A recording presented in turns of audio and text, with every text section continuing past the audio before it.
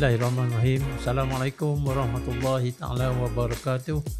Salam sejahtera. Selamat datang ke program kita Lepak at Leskopak Podcast dengan tajuk Keberkesanan Dana Kerajaan untuk Industri Kreatif Negara. Bersama kita hari ini nampaknya orang-orang besar semua. Yang pertamanya sebelah kiri saya Tuan Haji Burhanuddin dari Leskopak sendiri lah. Dialah yang menaja kita. Dialah orang di belakang Upin dan Ipin. Iaitu production house yang berjaya sekali lah, saya boleh katakan. Sehingga kini ini memang yang terbesar dan memang inovatif sekali. Sebelah kanan saya yang terdekat sekali ialah Profesor Muhammad Nasir Ibrahim, iaitu CEO Finas. Kadang-kadang kita kata CEO dengan KP ni selalu tersasul sikit. Tapi sekarang ni di jawatannya ialah sebagai CEO in Art Education, ya. Dan telah pun dan mempunyai begitu banyak pengalaman di bidang akademik sehinggalah sekarang, dan telah pun memegang jawatan sebagai CEO Finas sejak setahun yang dahulu kan? 10 bulan. 10 bulan, ya. Hampir 10 bulan. Kau boleh berkira. Dan sebelah sana mantan Ketua Pengarah Finas, Datuk Kamil Osman. Saya percaya beliau memegang jawatan Ketua Pengarah pada tahun 2015 hingga 16. Penghujung 14. Penghujung 14 hingga 16. 16 ya. Selama 2 tahun lah. Beliau juga seorang yang begitu banyak pengalaman, khususnya dalam bidang kita ni, semasa beliau memegang jawatan sebagai timbalan Presiden. Yes. Di MDEC. Dan saya rasalah yang sumbangan beliau ialah untuk melonjakkan lagi industri animasi kita pada masa itulah. Okey. Tanpa melengahkan masa lagi, kita mulakan dengan soalan yang senang sikitlah. Apakah jenis dana kerajaan yang ditawarkan untuk industri kreatif? Tapi sebelum tu saya jugalah perkenalkan diri saya lah. Telah berkecimpung dalam industri filem sejak 1995 dan seterusnya menjawat juga sebagai Ketua Pengarah Finas pada tahun 2006 hingga 2011, ya. Jadi saya adalah sikit recollection mengenai dana ni. Kita nak bincang mengenai dana. Sebelum semua mantan-mantan. Semua mantan-mantan. Semua X. Jadi dana, kiranya ada orang ingat, sebelum 2010-11 ialah disediakan oleh satu, yang pertamanya ialah skim bantuan perkhidmatan ataupun peralatan oleh Finas. Kerana pada masa tu Finas tak bagi grant dan sebagainya. Jadi siapa-siapa nak buat filem boleh buat permohonan, dan dia dipecahkan daripada apa orang panggil pre-production punya kos, alatan punya kos, marketing dan artis dan sebagainya. Jadi you boleh claim, tak salah saya, sehingga 400,000 lah. Dan ianya akan dipotong balik selepas tayangan filem dibuat.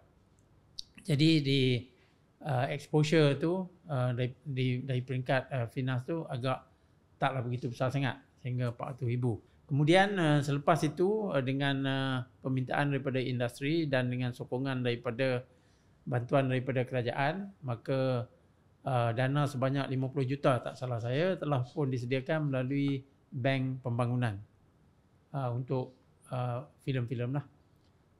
Tapi pada perjalanan program tu, saya rasa separuh daripada tu telah pun disalurkan kepada produksi televisyen, ya. And then to continue, dana yang seterusnya telah disediakan melalui pula SME, bank SME. sehinggalah diberhentikan pada tahun 2012 kalau tak salah saya lah. Dan kemudiannya kita adalah dana yang disalurkan direct ataupun terus melalui Finas. Jadi kita mulakan dengan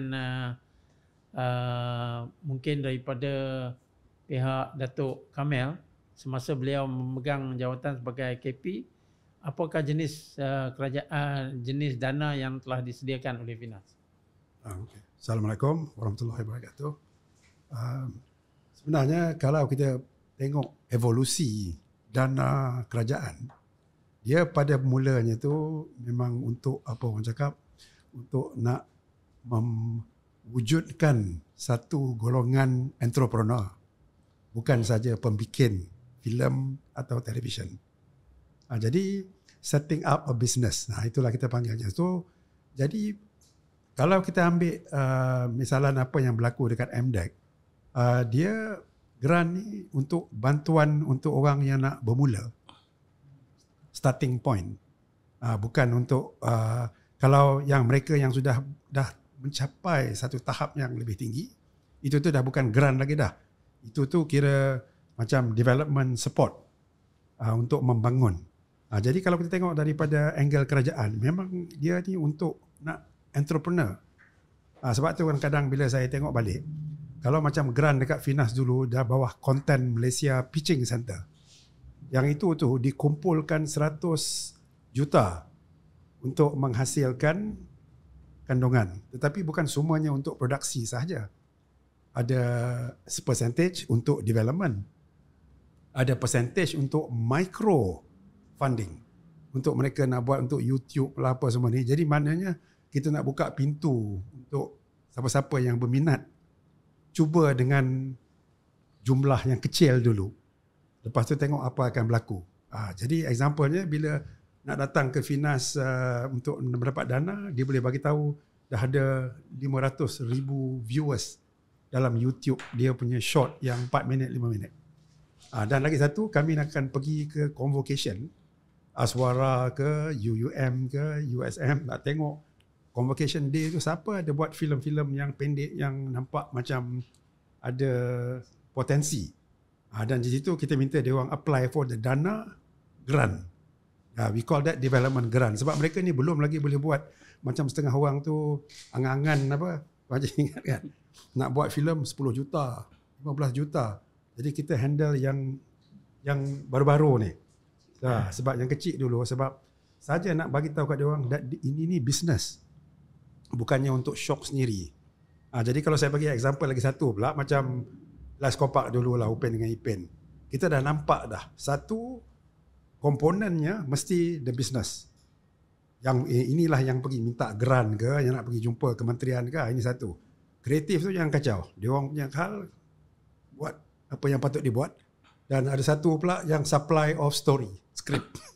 So ada 3 komponen. Jadi ini yang saya ingat satu daripada elemen dia lah. Yang lain tu nak pergi nak buat semua. Jadi masa time Finas dulu memang ada grant untuk production. Kalau siapa yang datang dengan nak minta grant atau production untuk 5 juta, kami anggap filem tu dah ada dalam kepala otak dia orang. Jadi dia orang akan kita evaluate, kita assess mengikut macam ni lah. Pembukaan filem macam mana, dia punya kehabisan dia macam mana. Dan we find kebanyakannya tak sampai tahap tu sebab dia orang terus nak pergi production tanpa persiapan sebelum part production. Sorry, lagi satu grant yang kita ada juga is untuk marketing. Siapa yang dah dapat filem dah diminta ke luar negara ke apa, ada small marketing grant.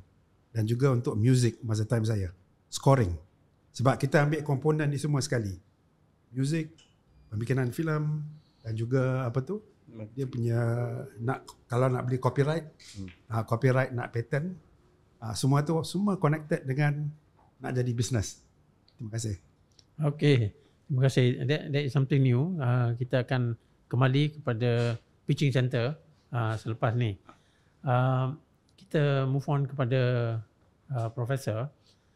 Prof, saya rasa lah di dalam 3 tahun yang ataupun 2 tahun yang lepas ini, industri filem ataupun industri TV kandungan dan sebagainya telah mendapat dana yang begitu banyak sekali lah. Mungkin kerana PKP lah sebenarnya, COVID-19 dan sebagainya. Mungkin dalam masa 2-3 minit ni, Prof boleh cerita sikit apakah dana-dana yang telah disediakan pada masa itu. Baik, tentang dana ni sama juga sebenarnya, tak banyak beza seperti mana yang Datuk Kamil beritahu tadi. Cuma ada yang dah ditiadakan, macam dana CGI dah tak ada. Tapi yang lain tu masih ada lagi. Cuma seperti mana yang kita sedia maklum, semasa PKP banyak syarikat yang terjejas. Dan basically sebenarnya dana yang kerajaan salurkan mulai tahun 2013 ke atas adalah lebih kurang dalam 50 juta sebenarnya tiap-tiap tahun rata dia. Walaupun kadang-kadang kita nampak ada yang 5 juta, 10 juta setahun, tapi itu ialah komitmen yang kita dah Finas dah buat. Tapi basically dia punya purata lebih kurang 50 juta lah. Jadi tapi tahun ini dicampur dengan tahun lepas punya dana lebih kurang dalam 50 juta jugalah. Jadi dana ni dibahagikan kepada 2 jenis. Satu untuk syarikat, satu untuk individu. Sedangkan masa COVID dulu banyak yang terjejas. Jadi kerajaan mengambil kira syarikat pun kena bantu, individu pun kena bantu. Jadi untuk syarikat ada 4 jenis dana. Satu dana yang dipanggil sebagai dana filem cerita, nombor 2 dana dokumentari, 3 dana OTT dan 4 ialah dana pemasaran. Pemasaran tak pernah habis lah daripada dulu. Kemudian untuk individu dia ada dana mikro. Sama juga masih ada lagi dana mikro. Itu fokusnya kepada filem pendek dan juga filem komuniti. Jadi dana ni tujuan kerajaan salurkan, sebenarnya dia punya asas dia betul seperti mana yang Datuk Kamil cakap tadi, dan untuk membantu sebagai startup capital misalnya untuk syarikat memulakan produksi. Tapi yang di isu-isu nanti mungkin berbangkit isu-isu yang lebih menarik lagi. Tapi saya nak cerita dana ni sebenarnya macam kita nak tengok bahawa sebenarnya di negara-negara lain, saya dah pergi ke Indonesia dan juga Thailand baru-baru ni, kerajaan mereka tak ada keluarkan dana seperti mana yang Malaysia buat. Tapi walau bagaimanapun niat kerajaan tadi sebenarnya untuk membantu syarikat-syarikat dan juga individu yang bergiat dalam bidang industri perfilman. Jadi tahun ni saja permohonan dana DKD bila dibuka, lebih kurang 2,000 syarikat yang memohon. Maknanya banyak, dan 2,000 syarikat ni lebih kurang hampir sama banyak dengan mereka yang punya lesen dengan Finas. Dan menunjukkan bahawa syarikat ataupun individu banyak yang terjejas kerana COVID. Jadi walau bagaimanapun untuk tahun ni dana yang kita kendalikan melalui satu fasa penambahbaikan lah, iaitu kita menetapkan mereka yang memohon dana, nombor 1 syarat yang pertama tidak pernah dapat dana sebelum ni. Itu kriteria utama. Maknanya kita tak akan bagi berkali-kali pada orang yang pernah dapat dana. Kriteria nombor 2, dia mempunyai sumber keuangan sendiri. Kita tak nak lagi berharap 100% kepada dana Finas. Sebab rekod menunjukkan bahawa yang bergantung 100% kepada dana Finas ni ada masalah sikit lah. Yang ketiga ialah track record lah. Kalau mereka ada track record yang itu yang menyebabkan markah mereka tinggi. Itu untuk fasa yang pertama lah. Yang mana mereka yang melebihi 70% daripada markah yang disediakan 100% layak untuk pergi ke sesi pitching. Jadi dalam hal ni kita sebenarnya dana tu memang bagi pihak Finas kita kena uruskan secara lebih berhemah dan lebih telus dan juga integriti lah. Jadi dalam hal ni kita membuat penambahbaikan supaya mereka yang betul-betul layak dapat dana tu yang akan dapat lah. Terima kasih Prof. Saya rasa agak terkejut juga masa Prof kata masa dana dibuka sampai 2,000 syarikat yang memohon. Saya tak tahu kata begitu banyak syarikat-syarikat produksi yang begitu aktif lah. Saya harap masa dari kriteria yang telah dinyatakan tu, sepatutnya yang minta tu ada track record lah yang terjejas kerana COVID-19. Ataupun sekarang ni takut yang orang apply tu dan dia tahu ada dana, immediately dia pun cuba untuk mendapatkan. Selalu macam tu lah. Jadi Dia betul. Ini macam seumpamanya orang yang sama juga yang apply sebab dia tahu caranya. Kadang-kadang ini jadi masalah, tapi macam dulu pun Tuan Haji buat orang pun ahli lembaga finans. So masa time saya dulu. Dan kita tahu kita memang nak filterkan company-company ni. Lesen produksi punya banyak, tapi yang tak buat filem pun banyak. Jadi tujuan kami masa tu nak kita nak filterkan.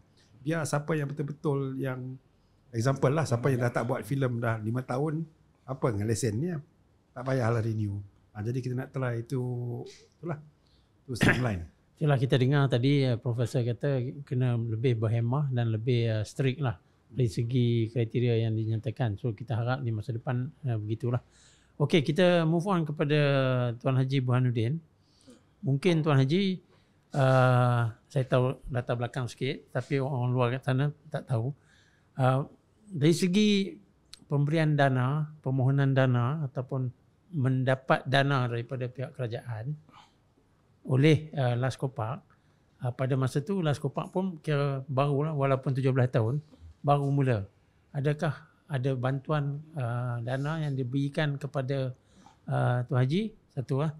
Tapi sebelum tu, masa kita takrifkan dana ni, dia dua. Satu ialah grant, satu ialah financing ataupun pinjaman. Pada masa sebelum 2010 tu semua tu pinjaman. Soft loan. Soft loan. Tapi soft loan pun banyak yang tak payah. Itu pun jadi satu isu lah. Jadi mungkin Tuan Haji nak sharekan pengalaman Tuan Haji? Ya, waktu mula-mula kita buka Laikopak tu, memang kita dapat dana. Kita dapat 1 juta dari Mosti. Waktu tu dana tu under Mosti, kandungan Teknologi. kandungan dia. So kita dapat untuk buat filem gang. Waktu mula-mula saya buka tu, semua staff saya kata paling banyak kita kena spend 2 juta lah untuk buat filem tu.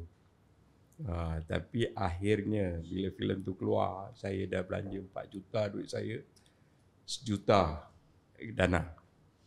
So 5 juta semua untuk kita membangunkan konten. Tapi saya ada dana saya sendiri, saya tak gaduh sangat. Tapi tak adalah orang yang berani nak taruh 4 juta, belum tentu keluar apa-apa kan. Tapi Alhamdulillah semua berjaya. Dan selepas itu, tiap kali kita pergi ke MDEC nak apply dana, dia kata Laikopak dah kaya, tak payah. Itu kadang-kadang saya sedih lah.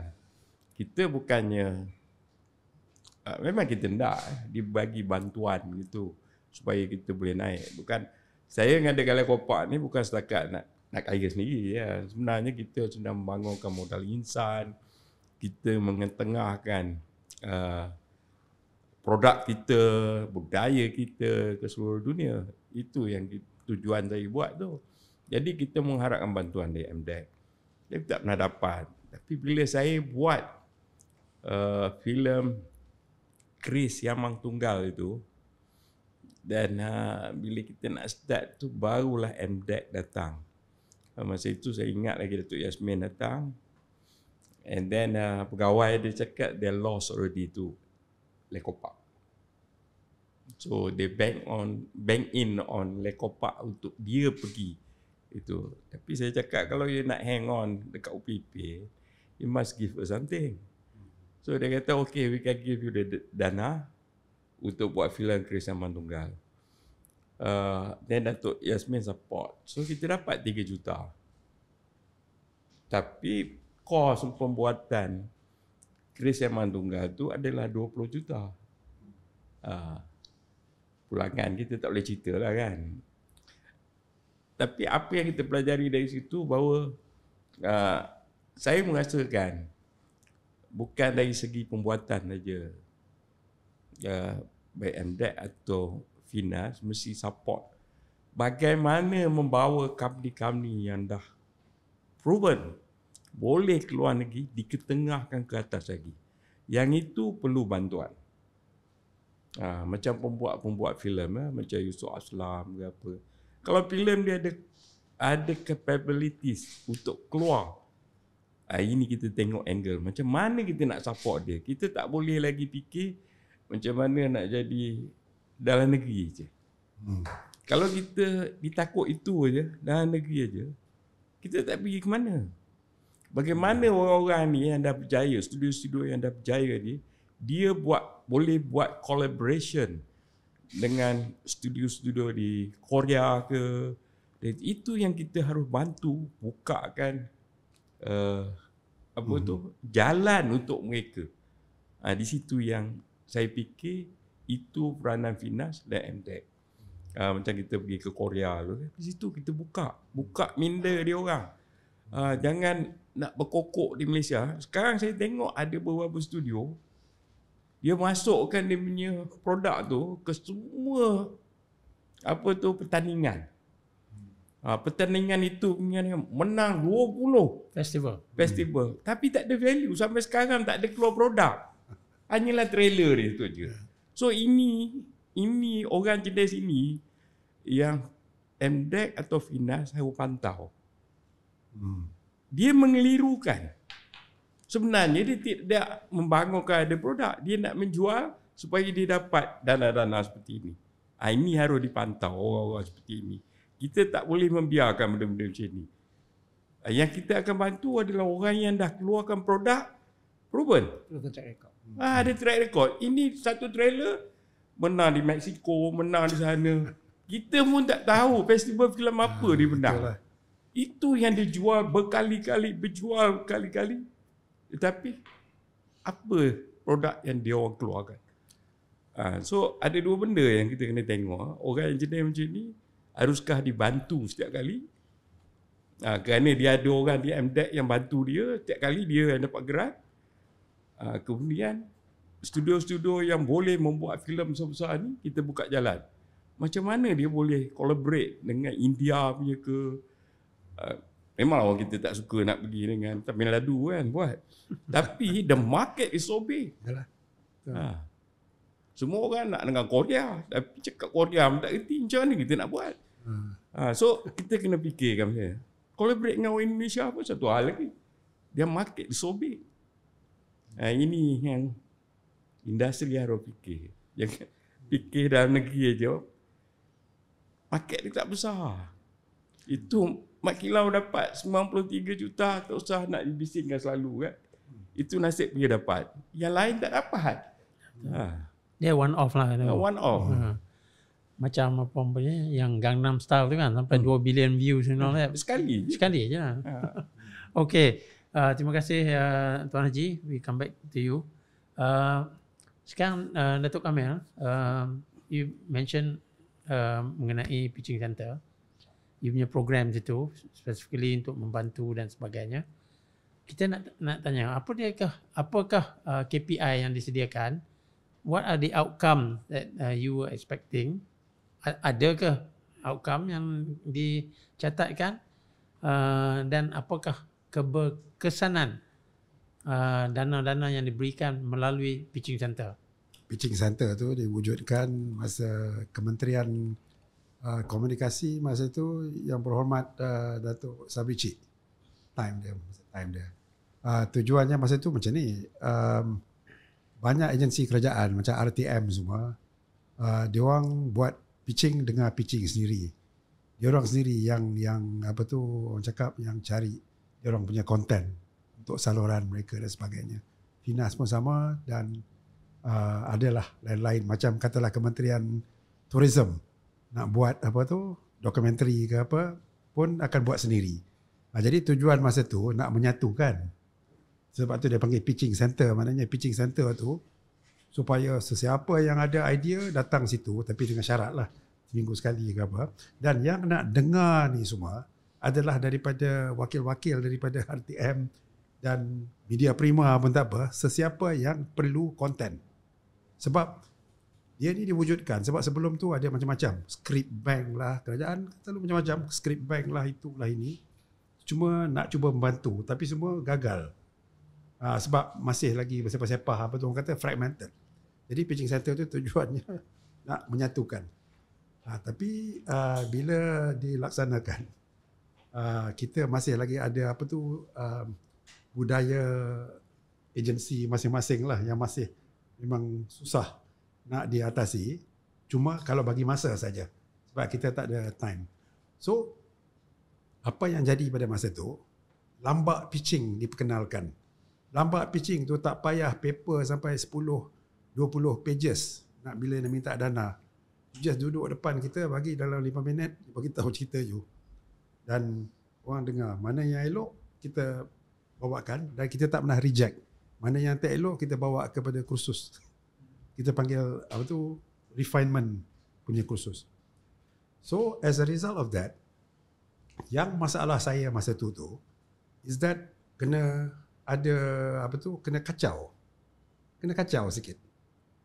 Bila nak implement, you must remember, masa Datuk Sabri ada kat situ, semua berjalan dengan elok. Lepas tu halfway dia tukar, Dia pergi Kementerian Pertanian dan diganti dengan menteri lain. Masa tu lah dia punya apa tu, agenda asalnya tu, visi asal tu, orang kata ada goyang sikit. Jadi lagi satu pula, dengan ketua pengarah Finas punya position, 2 tahun apa pun tak boleh buat. Saya bagi tahu daripada pengalaman saya sendiri lah. Baru nak buat apa-apa, tengok habis dah. Jadi macam mana nak apa tu, orang kata nak ada vision yang orang kata 5 tahun, 10 tahun. Dan lagi satu, bila kontrak saya tamat, tak ada pula successor. 4 bulan kemudian baru ganti orang baru. Jadi maknanya handover semua tak ada. Kenapa saya ceritakan ni semua? Sebab kadang-kadang inilah benda-benda halus, the soft part, yang kadang-kadang ganggu apa tu, nak melaksanakan dana dan sebagainya. Sebab dana, kita kena ingat macam mana kita dapat dana. Kita kena pergi ke MOF dengan EPU tiap-tiap tahun, rancangan Malaysia ke-9, ke-10. So yang orang yang selalu memberi taklimat tu untuk mendapatkan duit tu semua, dia diluluskan mengikut strategi yang orang tu dah bagi. Itu kadang kita frust. Bila dia nak pergi minta bajet, dia akan tunjukkan mana kejayaan Lekopak. Berapa juta bawa masuk. Tapi bila dah dapat bajet, kita pergi tanya, boleh tak kita dapat dana sikit? You all dah kaya, tak payah. Ini kalau saya boleh cerita sikit. Dengan Last Compact, kita punya bukan grant biasa. Kita ada lagi satu punya yang proposal tu is on what you call entrepreneurial development. Dengan syarat macam ni lah, umpamanya dah satu company tu dah ada 4 tingkat, kita bantu untuk nak lagi 4 tingkat. Sebab untuk international punya landscape. Jadi itu tu kita tak boleh masukkan sama dengan apa company baru yang nak masuk. Tapi macam biasa Datuk Haji, kita boleh suggest, dah boleh bagi macam mana. Tapi ada lagi orang kata apa, ada orang-orang di atas lah yang mungkin ada pandangan lain. Sebab masa tu MDEC di bawah Sains, Teknologi. Dan masa tu Finas di bawah Kementerian Penerangan, Komunikasi Tan Sri Rais. Jadi saya ingat lagi, dengan dua ni pun susah betul nak berbincang betul-betul. Ni tak apa kan, kita cakap macam ni kan. Tapi kan? Kita itu saya daripada industri, saya fikir dana untuk membantu filem ni perlu ada. Bukan saja nak bantu orang yang nak buat filem, baru nak buat filem. Tetapi kadang-kadang ada satu projek yang dah establish filmmaker. Dia nak buat untuk kenegaraan, naikkan nama negara. Tapi kalau dia nak buat macam tu kan, belanja dia tinggi. Kalau kita kata nak buat international standard semua kan. Benda-benda macam ni harus ada dana untuk bantuan. Kita tengok pun FIMI sibuk dengan orang luar datang buat kat sini. dibantu, tetapi lokal ni susah sikit. Kalau dia nak pergi buat syuting ke apa ke Perlis ke, nak ambil DPM pun payah juga. So benda-benda ni kita harus tengok. Lagi satu yang saya cakap tadi, mana studio yang ada kemungkinan Finas bantu dia supaya dia dapat collaborate dengan orang luar. Barulah kita punya filem boleh diketengahkan ke international. Kalau tak tahu berjalan, orang bawa lah berjalan. Itu yang kita harus fokus. Macam mana kita nak buat. Tapi memanglah yang baru-baru dengan dia. Tapi bila cakap kita nak bantu orang yang menghadapi masalah lepas COVID ni, saya masalah juga kalau sentiasa kita nak bantu orang macam tu kan. Jadi semua orang kata problem ni tak ada makan, tak ada itu kan. Sampai bila? Sedangkan dana disediakan untuk menaikkan industri. Saya tertarik juga dengan apa Tuan Haji cakap, tapi saya ingat nak rangkumkan pada akhir perbincangan kita lah mengenai dana kenegaraan dan sebagainya. Hanya since perkara tu dah dikeluarkan, mungkin kita bincang sikit dan mendapat pandangan daripada Prof lah. Macam dulu kita ada dana kenegaraan. Sebenarnya lah, ini bukan Official Secret Act lah. Sebenarnya ada satu paper Prof yang during semasa saya dulu kita mendapat cabinet approval untuk dapatkan dana kenegaraan 15 juta tak salah saya setiap tahun. Dan kita sempat buat 2 ataupun 3 filem, tapi semasa saya tinggalkan, macam Datuk Kamil cakap tadi, saya punya kontrak dah habis, tak ada siapa follow up dengan dana ni. Jadi Finas kekurangan lah satu dana kenegaraan ni 15 juta sebenarnya untuk filem-filem kenegaraan. Yang pada masa tu saya cadangkan bukannya siapa-siapa buat pitching nak datang ni. Kerana apa? Kita tahu hanya satu kelompok kecil saja pengarah-pengarah yang mempunyai visi ataupun kemahiran untuk buat filem-filem begini. So cadangan tu ialah kita identify pengarah-pengarah ni, suruh dia buat cadangan dan bagi dia buat. So jadi dia tak terfikir masalah sekarang Prof, kita punya pengarah ni separuh daripadanya producer juga. Jadi producer tu nak cari duit, jadi dia nak buat production pula. So jadi yang tu yang terganggu tu. Kita kena asingkan. Kita kena asingkan. Dia tak boleh asing. Dia yang pandai buat duit tu producer je. Yalah. Maksud saya asing tu bila nak implement, tapi memang dia orang satu kena satu apa. So producer akan fikir apa yang dia nak buat, macam mana model dia. Lepas tu dia carilah pengarah yang betul. Betul. Dari segi ni yang saya bincang ni ialah dana kenegaraan ni. Patutnya kalau ada 15 juta, mungkin dipecahkan bajet dia 1 tahun buat 2 filem, 7 juta dan sebagainya.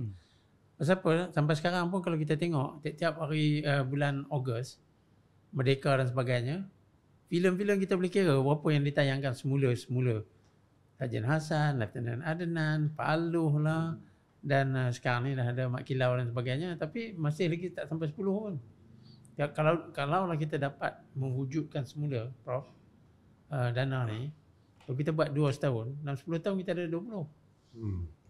Tapi sekarang ni alhamdulillah NAS dengan MDEC dua-dua bawah satu kementerian. Jadi maknanya daripada segi dasar dah boleh satu direction lah.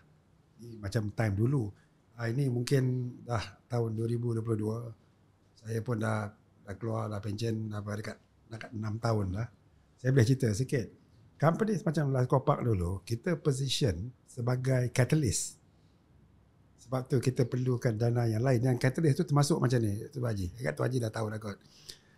Sebab Ismail pun ada melibatkan diri dalam ni. Satu is the training. Maknanya any investment dalam macam company macam Laskopak, itu tu investment in training. Jadi tak payah hantar orang pergi training apa. Kata-kata invest dalam production under production company yang dah kukuh, dan itu tu training. Satu. Yang kedua untuk marketing purposes. Kita nak macam pergi Cannes, so tak nak lagi macam jual keropok leko tiap-tiap booth. Kita pergi satu. Macam dulu kita ada buat Saladin dengan Al Jazeera. Satu booth, tapi pasal dia orang yang belanja kan, Pak Arab belanja. Jadi macam Malaysia kalau pergi satu, dua. Jadi maknanya yang dia punya highlight tu 2-3 produksi saja. Dan itulah kita cari pengedar ataupun kalau dah siap untuk cari distributor. Jadi ini yang lagi satu paper yang macam Datuk cakap tadi, yang tak follow up. Sebab apa? Yang tu tak boleh dicampur dengan grant untuk apa? Nak support tu, sebab yang tu untuk pembangunan orang-orang yang baru nak start. Betul. Masa tu itulah tahun 2015-16 masa tu. Okey, Saya nak sambung okey, sikit nah, tadi ya, yang saya tadi nak kita jemput Prof lah pula pasal kita dah komen pasal pinahnya ni. Kita nak tengok macam mana ada solution ke, ada cadangan baru ke apa semua. Prof, silakan. Baik, saya nak kaitkan apa yang Haji wangkitkan tadi tentang pengeluasan pasaran kita. Jadi kita ni memang kita sedia maklum lah, fokus kita banyak ke dalam negara, domestik screening filem. So saya punya misi saya, walaupun kita tak tahu berapa lama lah, ialah untuk memperluaskan pasaran kita ke peringkat antarabangsa. Nampak macam angan-angan, tapi bila saya pergi ke Thailand, saya pergi ke berjumpa dengan 4 producer besar di sana.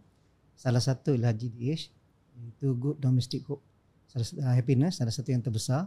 Mereka punya sales, mereka hasilkan satu tahun dalam 3 filem. Satu filem tu minimum 300 juta dia punya jual depan dia. Box office. Ya, box office. Dia dapat jual 300 juta, 400 juta ni kan dia punya networking dia. Sekali siap je filem tu, dia punya distributor dah tahu dah nak hantar ke mana. So filem kita ni, kalau kami ada perancangan untuk buat co-pro dan ada memohon pada tahun ni dengan MOF untuk mendapatkan dana khas. Dana khas ni sebenarnya untuk projek-projek khas, untuk orang-orang yang dah establish, yang dah ada nama, track record yang bagus, yang mana mereka kalau kita pilih, mereka tak akan mengecewakan. Mana ini sebenarnya fast track untuk kita memperluaskan pasaran ke peringkat antarabangsa. Melalui co-pro kita dapat kerjasama. Syarikat-syarikat di Thailand dan Indonesia banyak yang dah establish, yang bagus, dan kita boleh bekerjasama. Bila kita bersama, kita perlukan modal untuk match dia orang punya modal yang ada. Jadi dengan cara macam ni kita dapat sebenarnya memperkembangkan bakat, dapat memperluaskan pasaran, banyak perkara yang kita boleh dapat. Jadi sebenarnya saya nak kongsi sekali, kami baru je pergi ke MOF 2 hari lepas untuk memperjelaskan lagi tentang permohonan dana khas 50 juta ni. InsyaAllah di peringkat akhir kita dah perjelaskan. Kita doakan supaya berjaya, sebab ini memang projek khas yang dapat melonjakkan industri filem kita secara lebih cepat. Dan selain daripada tu, kita ada buat tadi itu Haji sebut pasal promosi filmi tu, kita sebenarnya domestik dan international kita secara agresif kita mempromosikan. Sebab untuk dalam negara sebenarnya dengan threshold 1 juta dah boleh layak untuk dapat filmi sebanyak 30% campur 5% cash rebate. Memang kita buka dan memang dipermudahkan sekali ni untuk kelulusan nak filmi. Kita bagi provisional dulu. Nanti bila dah belanja sebenarnya, kita akan bayar berdasarkan pada perbelanjaan yang sebenarnya. Jadi sama ada domestik ataupun international, memang kita pemudahkan. Jadi saya ingat itu antara langkah-langkah yang kita buat secara agresif, dan kita berharap untuk tahun ni dan juga tahun depan, terutama untuk bajet speech tahun ni, kita berharap ada perkara-perkara baru. Misalnya kami juga memohon untuk pengecualian cukai. Ada pengecualian cukai, ada juga tax holiday untuk misalnya untuk producer-producer, untuk pempamer, untuk distributor, semua kita minta pengecualian. Kalau tax holiday kita minta sekurang-kurangnya 2 tahun tidak dikenakan cukai. Dan berita baik MOF saya nak kongsi sama-sama ialah mereka mengatakan bahawa untuk mengecualikan cukai bagi peralatan-peralatan perfilman tu boleh. So itu perkara yang baik bila kami ada town hall dengan Timbalan Menteri Keuangan dan Kementerian Keuangan sih mengatakan bahawa itu dibolehkan. Jadi itu berita baik. Ada banyak lagi berita baik. Kita tunggu bajet nantilah. Alhamdulillah. Okey, kita kembali ke tajuk sebenarnya kita punya podcast ni, iaitu keberkesanan dana yang telah diberikan. Jadi macam mana pandangan Cik Kamil, Datuk Kamil, semasa you punya memegang jawatan sebagai KP during that period and for that dana, and then kita pergi balik kepada Prof lah, keberkesanannya. Banyak orang cakap ni, di luar tu banyak cakap, kata at one time tu ada agensi yang bagi je dia punya KPI tu berapa banyak dia bagi keluar kepada syarikat-syarikat, 100 juta, 200 juta, 30 company dan sebagainya. Tapi dia punya outcome tu, berapa yang berjaya buat filem lah. Dia ambil duit tu untuk produksi filem, berapa yang berjaya, and then berapa yang dapat kutipan lah. Kalau kita nak tengok ni sebagai commercial product ni, berapa yang kutipan ni. Jadi apakah kriteria yang ditentukan oleh Finas pada masa tu dan pada masa ini dari segi keberkesanan? Kerana rakyat nak tahu juga lah kan. Rakyat dan juga orang-orang lain daripada industri ni nak tahu juga. Sebenarnya kalau nak tengok kesan, kita tak boleh tengok daripada kesan dia punya impact dia daripada segi box office saja. Sebab masa kita minta dana tu, dia tengok daripada segi dia punya impact on pekerjaan. Example, berapa banyak projek ni yang akan boleh bagi pekerjaan kepada graduan masa tu. Masa tu kalau kita tengok dekat tiap-tiap universiti di Malaysia ni, kalau tengok animasi punya ataupun CGI, animation technology, tiap-tiap tahun universiti produce macam-macam graduan. So yang itu pun jadi satu daripada impact bila kita minta dana untuk nak melaburkan di dalam produksi dan sebagainya. So dan lagi satu pula, penggunaan teknologi. Adakah ini akan melibatkan pelaburan dalam teknologi baru yang untuk digunakan? Macam example daripada 2D pergi 3D, equipment macam-macam, sound system, Foley dan sebagainya. Jadi kalau kita nak tengok daripada segi nak ada box office punya sukses, yang kita tahu tu masa time saya di MDEC dulu, yang success story itu it's macam Upin Ipin lah. Kalau saya boleh bangkitkan balik. Sebab Upin dan Ipin bukan hanya wujud macam tu saja. Dia daripada idea dan of course daripada entrepreneurial capability. Tapi kita macam ambil dia sebagai flagship. Last Kopak flagship. Jadi tu satu example untuk dia. Pasal filem saya tak pasti sangatlah masa tu. Sebab tu untuk dana yang untuk lain. Tapi yang lagi satu pula macam kita tengok Life of Pi. Okeylah Rimau tu. Okeylah kita bising macam mana pun kita tahu Rimau dalam Life of Pi tu direka bentuk dan dibuat di Cyberjaya. Yang important tu bukan pasal Rimau tu, pasal dia orang employ lebih daripada 250 orang graduan tempatan untuk didedahkan kepada new technology masa tu. Jadi yang ini yang kita kata dia punya dia punya impact, kesan dia is also on that sort of thing rather than just box office. Kalau nak tengok box office, memang kalau kita tengok Datuk Yusof Haslam, dia punya box office punya sukses, dia tak pakai duit government, dia pakai duit sendiri. Tetapi dia punya Viper Studio tu menggunakan teknologi yang mungkin ada, saya difahamkan ada yang dia punya kaki tangan dia datang daripada skim yang yang untuk yang exposure dulu daripada itulah yang training under CGI dan animation. Sebab masa tu kita tak boleh kacau filem. Kita MDEC masa tu. Yang dana-dana bantuan ni, kerajaan ni pada waktu itu saya komen juga. bila Life of Pi tu. Life of Pi, yes. Apa company dari India tu? Rhythm and Rhythm Blues. and Hughes. Rhythm and Hughes. And Hughes. Dia masuk ke Malaysia, dia bagi dana. Insentif. Ada Insentif. ya. Tetapi kita tidak dibagi insentif begitu. Ada lagi beberapa gaming company datang ke Malaysia, dibagi dana. Dan bila dia datang ke Malaysia, mereka nak dapat pakar tu, dia pergi existing company, pinch je. Itu Pasal masalah dia tu. boleh bagi gaji besar. Dia tidak membangunkan tempatan. Dia pergi je company tu, I give you 5,000 masuk. Sudahnya budak-budak ni bila masuk gaming company tu, dia buat dinding, buat batu je. The main engine dia tak bawa kemari, dekat England. Bila dia bawa gitu, dia memusnahkan syarikat yang dah ada kat sini. Kecil-kecil tu lah. Yang kecil-kecil. Saya marah dulu. Kenapa dia dibagi insentif, kemudian dia membunuh syarikat-syarikat yang kecil ni. Dia ambil key people masuk. Lepas 2-3 tahun, dah tak ada insentif, dia orang belah. Lepas tu Budak-budak ni tak ada kerja. Macam Rhythm and Hughes, terus bankrupt. Lepas buat Rhythm and Blues. Apa? sebab kat US pun dia orang bankrupt juga. Semua bankrupt. So lari ke Singapura pula. Lari ke Singapura pula. Masa tu Singapura ada. Ini yang kita kena tengok. Siapa yang kita kena bantu.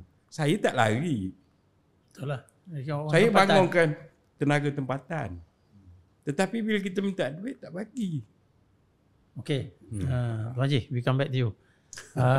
Sebelum we move to Professor, yang Datuk Kamil kata tadi, memang dia punya KPI tu bukan saja tertumpu kepada box office. You mention about pekerjaan, graduan, penggunaan teknologi dan sebagainya. But what I want to ask, yang saya nak tanya ni, dalam period that you were in Finas, has these indicators ni been met ataupun mencapai takat mana? So that would be the indicator lah. Tak semestinya semua box office. Masa saya kat Finas dulu, actually the other KPI selain daripada ni, is kita kena tahu circumstances masa tu ya. Budget cut. Time saya dulu budget cut. Budget Finas dipotong sampai berapa masa time tu Tuan Haji ahli board masa tu. Dia daripada berapa? Jatuh kepada 40 million ke apa. So kena ada banyak cuts. So tu satu, tapi yang tu impact untuk kita punya OPEX lah. Yang kedua, pada time tu kita nak gubalkan akta Finas. So that was actually the other intention lah. Nak change Finas punya akta dengan Komunikasi dan Multimedia Act. Itu tu lagi satu priority. Okay. Masa time tu banyak filem-filem yang masih lagi dalam in the pipeline. Masa tu belum lagi dibuat sebab kita tengah buat satu audit masa tu. Semua dana-dana Finas yang dah diberikan yang belum siap. So itu yang ada satu daripada kontroversi yang berjalan sampai sekarang. Dan macam-macam cerita yang boleh dengar. So saya ditugaskan begitu.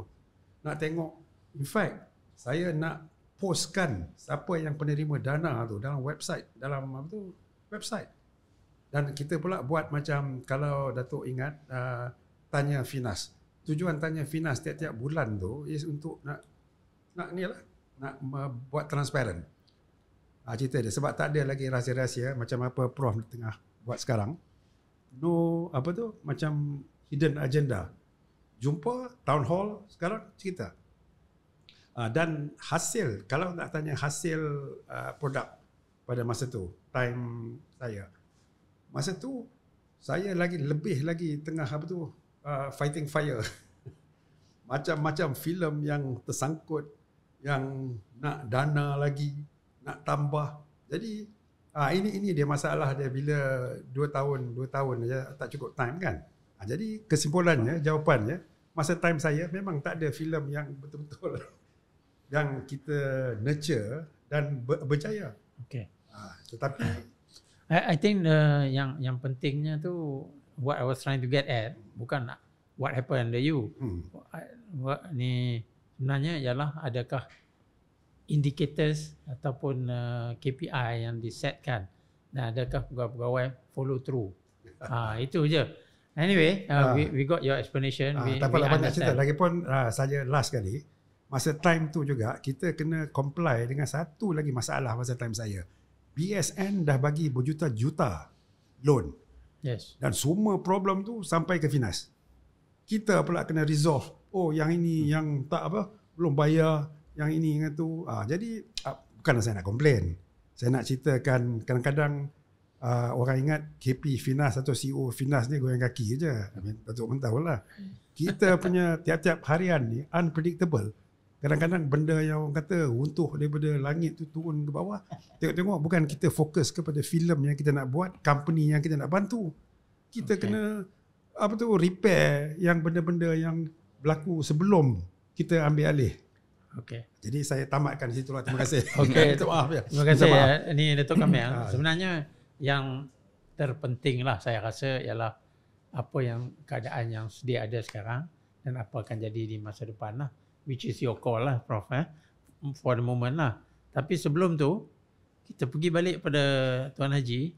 Tuan Haji sebagai seorang daripada industri, merujuk kepada tajuk kita iaitu dana kerajaan, apakah keberkesanannya kepada industri.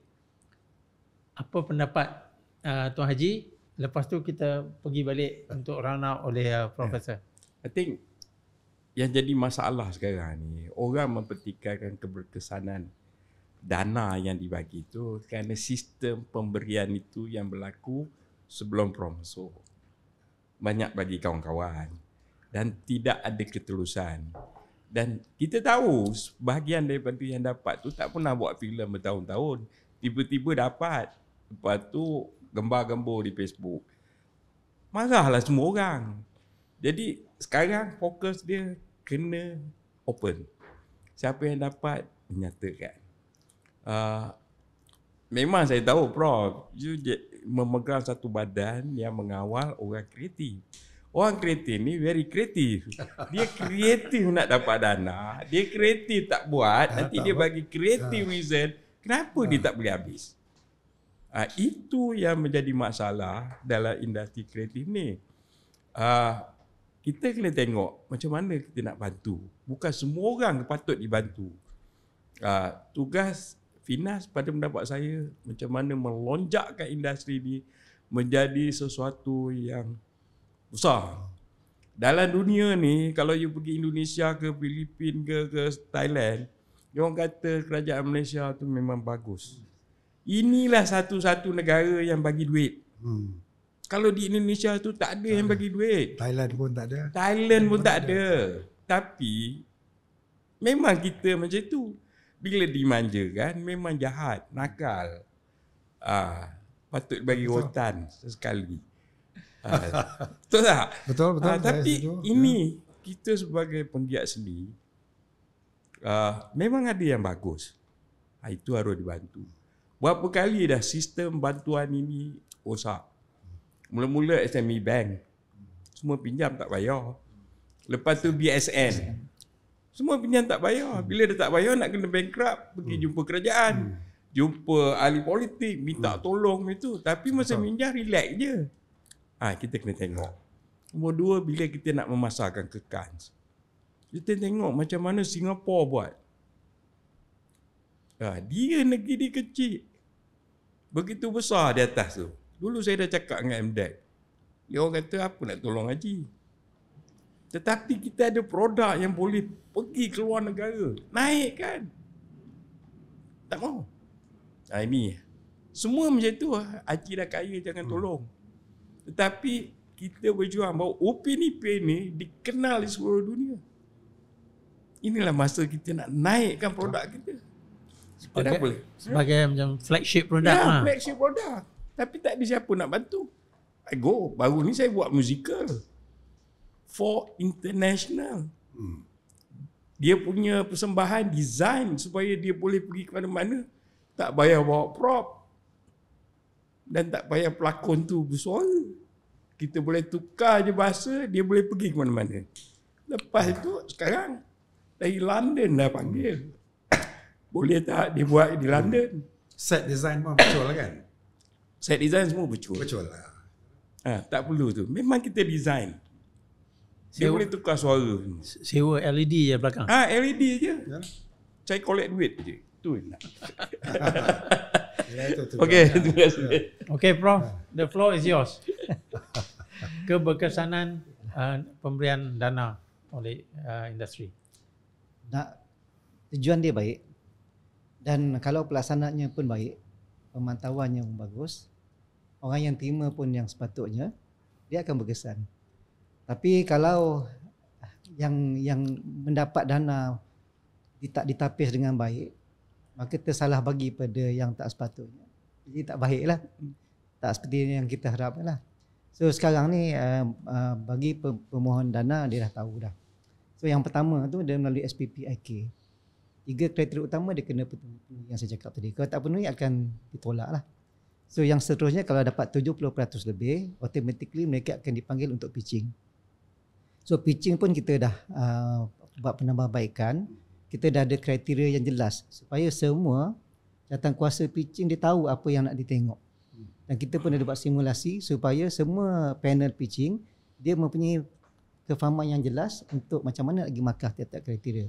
So kita buat simulasi, kita tengok beberapa kali simulasi markah hampir sama. Jadi barulah kita berani untuk laksanakan kaedah baru untuk pitching. Dan mereka yang pitching pun katakanlah lepas pitching dapat tak dapat tu mereka boleh tahu kenapa tak dapat. Supaya dia boleh buat penambahbaikan untuk masa akan datang. Betul. Jadi dengan cara macam tu tak adalah orang kata kenapa tak dapat, kenapa tak dapat. So kalau dia nak pertikaikan dia boleh tanya balik semula. Jadi ini benda pembaharuan yang kita buat.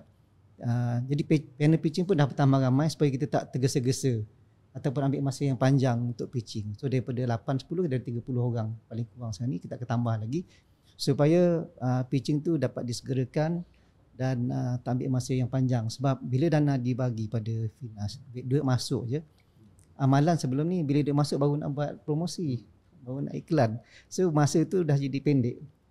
Daripada tarik dia iklan, nak buat pitching dan sebagainya, penilaian, contoh ke 10 lulus, ambil masa yang panjang.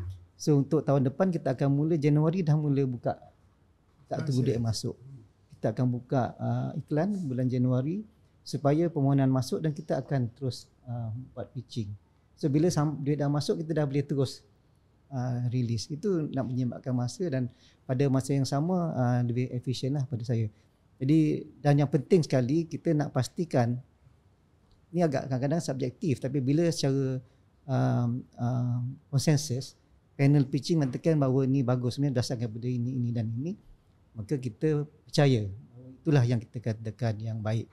Dan kita harap juga untuk tahun depan dana diperbanyakkan lagi supaya sebab kita sedia maklum memang betul-betul terjejas. Itu sebab antara isunya sebenarnya ni ada dua isu. Pertama kita nampak ramai minta kerana terjejas. Kedua kita nampak ramai minta sebab ada dikatakan ialah dia panggil syak untuk memohon dana. Dia dah ada satu macam konglomerat ataupun ada orang tertentu di belakang dia, di belakang banyak syarikat tu dia dah memang dia masuk aja keluar ada kartel lah. Bila keluar je dana dia akan tugas dia minta. Tapi untuk tahun ni kita nak untuk mengelakkan daripada orang yang dah biasa minta tu, kita wajibkan producer, pengarah dengan scriptwriter mesti wajib ada dalam panel untuk dia pitch dia punya proposal. Right. Jadi dengan cara macam tu kita tahu itu sebenarnya. Kalau pernah juga ada untuk tahun ni yang minta tu tak boleh jawab. Dalam dia mengaku saya sebenarnya Orang tengah kan. Jadi ni kita dah kena pasti macam saya punya tugas kena pasti apa isu-isu sebelum ni. So daripada situ kita cuba buat penambahbaikan. Mungkin ada lagi kelemahan-kelemahan tapi kita akan sentiasa buat penambahbaikan berdasarkan kepada macam sekarang ni kita tengok kita ada dua center pitching, satu di PJ, satu di UK.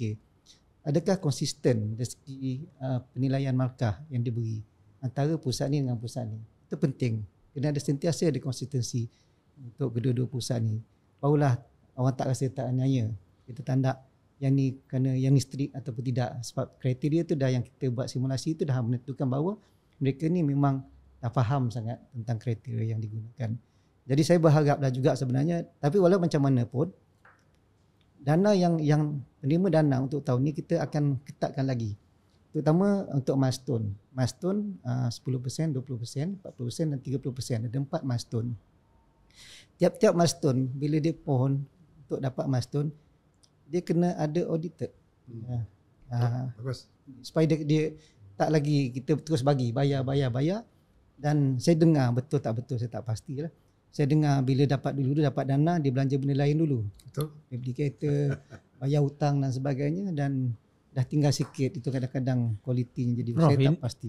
Prof, beli kereta dan dapat kontrak ni cerita 30 tahun dahulu. Ya, Terkejut masih lagi menjadi. saya masih dengar lagi lah. Masih. Tapi perlu dibuktikanlah kebenarannya sebab kadang-kadang orang cakap ni bila terlalu banyak nanti kita jadi fikir betul. pula.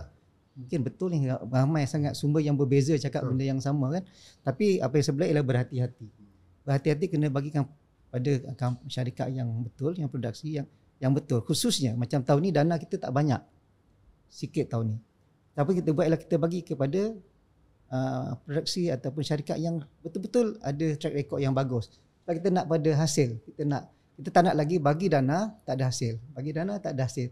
Hasil tadi macam Datuk kami kata lah, tak semestinya box office, tapi dia ada impact. Mungkin tak dapat box office tapi dia menang mana-mana award kan. Macam Tuan Haji cakap tadi, kalau minta maaf saya selitkan sikit. Bila yang festival tu, yang kebanyakan tu dia yang submit. Kalau dijemput tak apa juga. Yang dulu kriteria kita kat Dia Finas submit dia bayar. kita bantu kalau dia dijemput. Dan mungkin nak pakai untuk apa tu, tiket ke flight tu. Sekarang ni yang Tuan Haji cakap tu, dia yang submit. Ya. Tapi bubuh kalung bunga tu macam berpuluh-puluh. Satu dunia dia dah Satu masuk. dah masuk. Lepas itu je lah dia jual. Produk tak ada. Betul. 10 kali dah minta dana. Dah lah. Ini kena kawal ni. Sekarang ni kita nak setakat ni bila kita terima aja orang mau untuk dia kata ni tercalon apa-apa kita akan check. Akan check sebenarnya sampai ke tahap call organizer untuk pastikan. Dulu ada sekali festival apa? Picisan. PM pergi congratulate. Ya betul. Ya. Sound chairman, how can you advise PM to congratulate? Sedangkan ini picisan je. Buat gelak aja orang Indonesia dengar. Betul. Nah, so itulah saya minta Prof hati-hati bila nak suat PM congratulate kejayaan kita. Kerana festival filem ni sekarang banyak. Especially lepas online tu Haji ya. Dia buat PKP online, ni bayar. So kena vet betul-betul. Kalau nak suruh PM congratulate, pastikan yang ini festival filem yang bermaruah. Ada nama lah.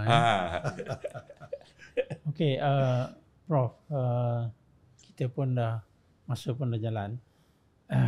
Dari segi boleh tak kalau ada data lah, boleh tak share dengan kita tahun lepas dengan tahun ni berapa dah filem-filem, projek-projek filem yang telah diluluskan, kalau ada lah. Data dia ada kat sini. Kalau untuk yang daripada 2017 sampai 2021 ada. Tapi untuk tahun ni penyaluran DKD tahun lepas sebanyak 35 juta dan yang dapat ialah 85 syarikat dan juga 581 individu, menjadikan keseluruhan 666 dan kita dah luluskan sebanyak 74 juta.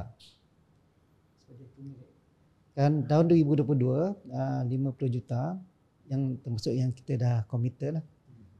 Setakat ni 11 syarikat dan 940,000 yang telah diluluskan. Jadi dalam masa terdekat ni Jabatan Kuasa Berlulus dah pun meluluskan untuk dana filem cerita. Ni ramai orang ternanti-nanti sebenarnya dah bila nak announce siapa yang dapat. InsyaAllah dalam masa terdekat ni kita akan umumkan siapa penerima dana tu.